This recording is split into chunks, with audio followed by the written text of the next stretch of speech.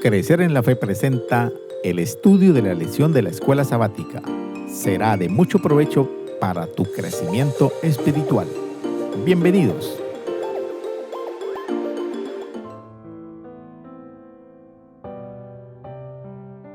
Si hay algo sobre lo que las Escrituras es clara, es que existe juicio y se habla de un juicio de parte de Dios. Dios juzgará al mundo, la Biblia así lo afirma. Y es necesario que todos nosotros comparezcamos ante el tribunal de Cristo.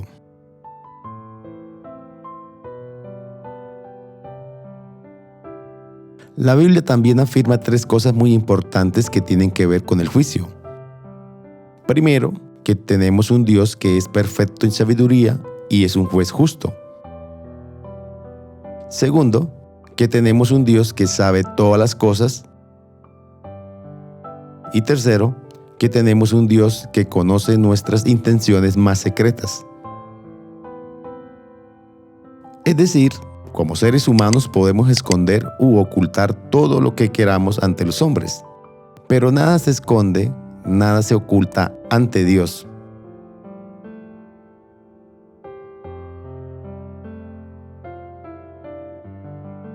Hablar de un juicio implica hablar de salvación o de condenación. La gran verdad es que todos nosotros merecemos condenación, pero hay buenas noticias. Dios desea nuestra salvación y no nuestra condenación.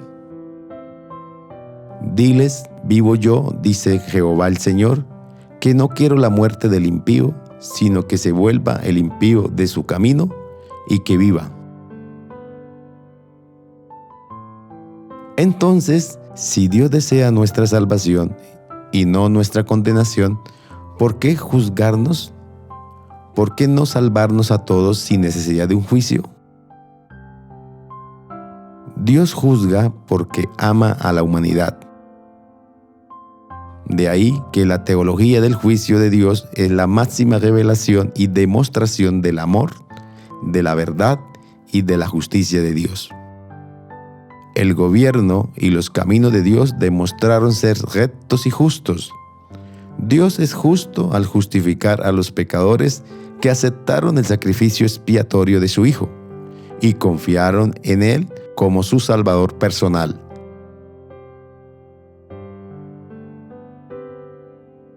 Y con ayuda de Jesús decidieron tres cosas. Primero, decir no al pecado. Segundo, decir sí a Dios. Y tercero, decir no a Satanás y a los ángeles caídos.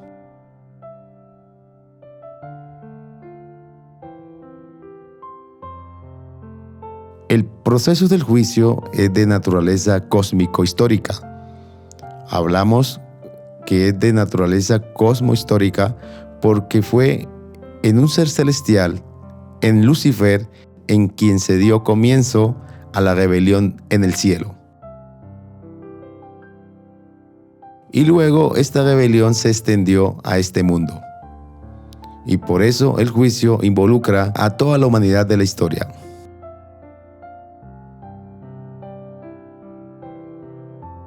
Esta semana consideraremos el proceso del juicio del tiempo del fin con sus tres fases principales. El juicio previo al advenimiento, el juicio durante el milenio y el juicio ejecutivo. Este proceso termina con la vindicación de los justos y la muerte eterna para los impíos.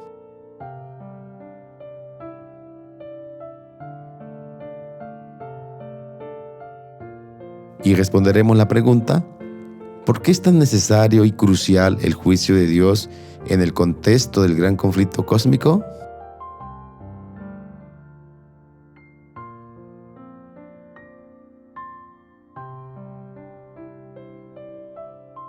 Para muchos, la idea del juicio significa condenación.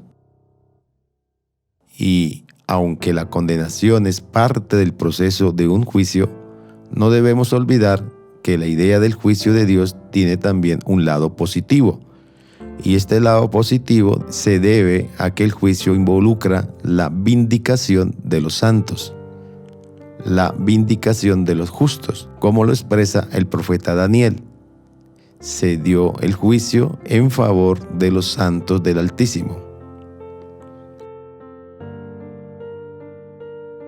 Podemos decir que el juicio de Dios incluye ambas cosas, salvación o condenación.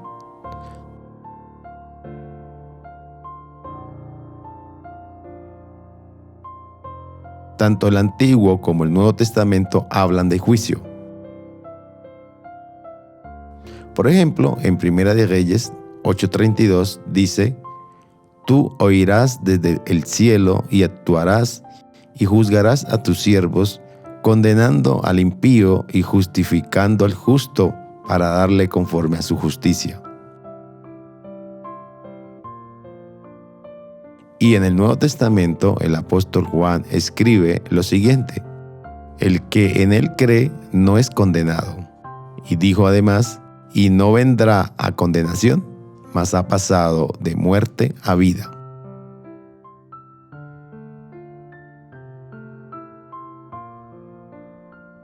Podemos resumir todo lo anterior afirmando que los que están en Cristo ya tienen asegurada su vindicación en el juicio, porque se acogieron a la gracia de Dios y ejercieron fe para ser justificados. Recuerda, la base del proceso judicial es la ley moral de Dios, resumida en los 10 mandamientos.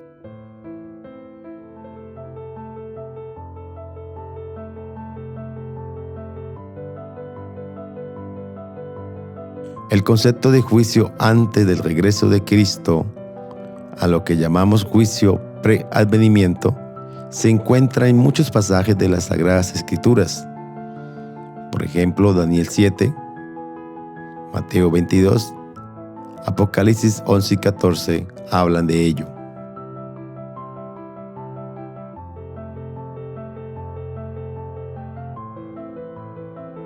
El concepto de un juicio investigador pre-advenimiento del pueblo de Dios se basa en 3 enseñanzas bíblicas básicas. La primera es la noción de que todos los muertos, justos o injustos, permanecen inconscientes en sus tumbas hasta la resurrección final. La segunda es la existencia de un juicio universal de todos los seres humanos. La tercera es el hecho de que en la primera resurrección será la recompensa bendita para los justos y en la segunda resurrección será la muerte eterna para los injustos.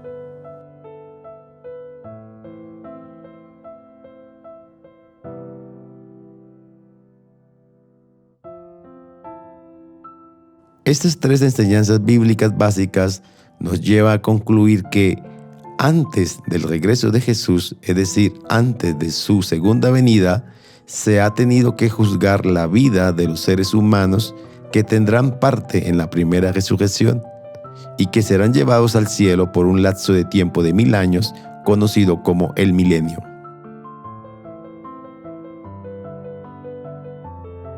Si no hubiese juicio, en base a que unos serán resucitados para vida eterna y otros deberán esperar a la segunda resurrección, que es de condenación o muerte eterna.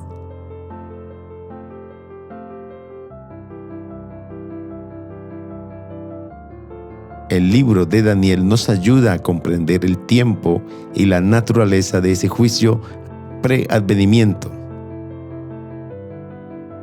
Este juicio ya está en ejecución. Según la profecía de Daniel, al final de los 2300 días simbólicos, es decir, en el año de 1844, se dio inicio al juicio investigador pre-advenimiento de Daniel 7. Y él dijo: hasta 2300 tardes y mañanas, luego el santuario será purificado.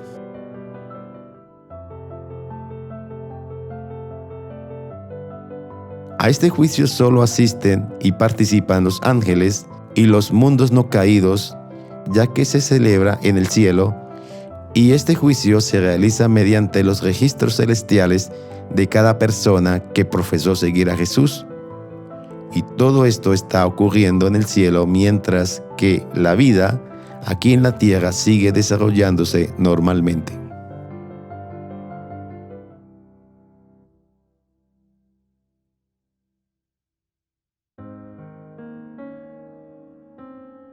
La Biblia nos dice que en la segunda venida de Jesús sucede lo siguiente. Primero, tanto los santos vivos como los santos resucitados recibirán al Señor en el aire.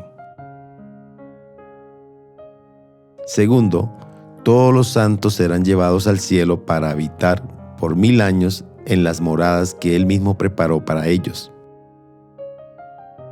Tercero, solo al final del milenio, la nueva Jerusalén descenderá a esta tierra y se convertirá en el hogar eterno para los santos. Cuarto, durante el milenio, los impíos permanecerán muertos en esta tierra desolada y vacía. Quinto, durante el milenio, los santos reinarán con Cristo en el cielo. Sexto, durante el milenio, los santos participaremos del juicio de los impíos y de los ángeles malos. Y séptimo, durante el milenio, Satanás y sus ángeles permanecerán atados circunstancialmente en la tierra.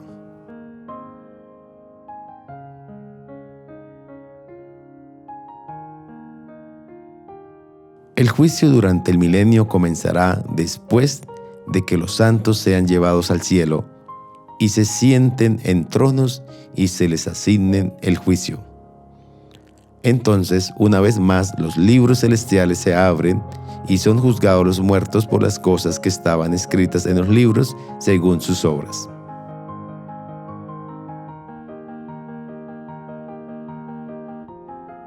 Este proceso brinda la oportunidad de que los santos evalúen los registros celestiales y comprueben el trato justo de Dios en todos los casos.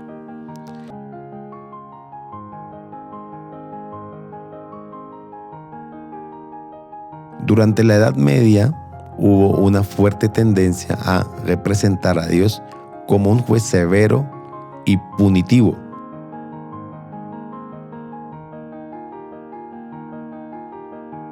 La tendencia actual es a describirlo como un padre amoroso y permisivo que nunca castiga a sus hijos. Sin embargo, el amor sin justicia se convertirá en caos y anarquía, y la justicia sin amor se convertirá en opresión y subyugación.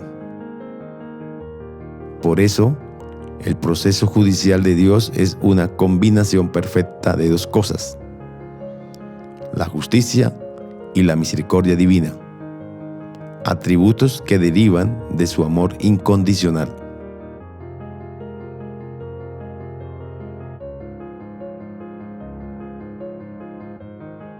El juicio ejecutivo es la intervención correctiva o punitiva final e irreversible de Dios en la historia de la humanidad.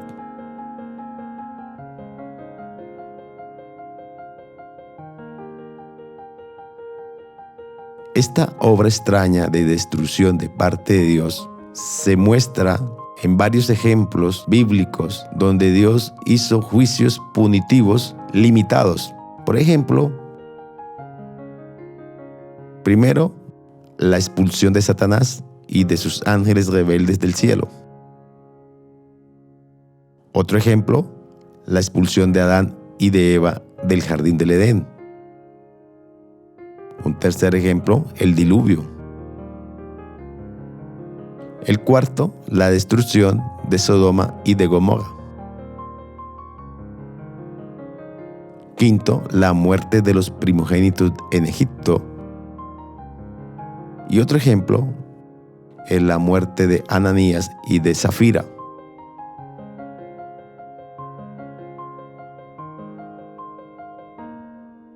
Por lo tanto, no es de extrañar que también haya un juicio ejecutivo de los impíos al final de la historia de la humanidad.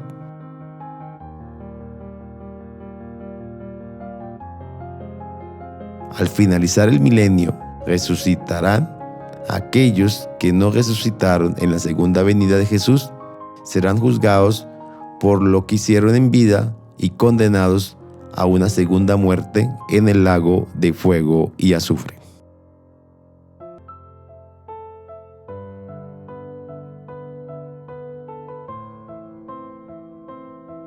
Dios está guiando la historia humana hacia su punto culminante en el tiempo del fin.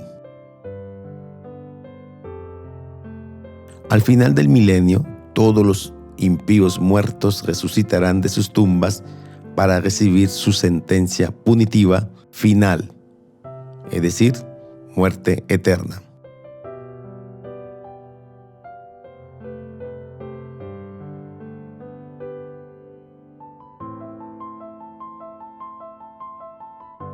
Pero ¿destruirá el Dios de amor a las criaturas que creó?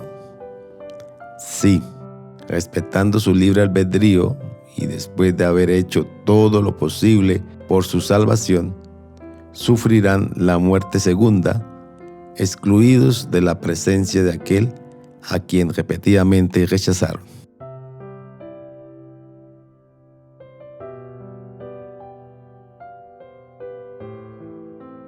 La destrucción final de Satanás y sus ángeles y de todos los impíos limpiará el universo del pecado y de sus consecuencias. El pecado que comenzó en Lucifer tendrá un final para nunca volver a seguir. El universo entero volverá a su perfección original. ¿Te gustaría vivir allí para siempre con Jesús y los redimidos?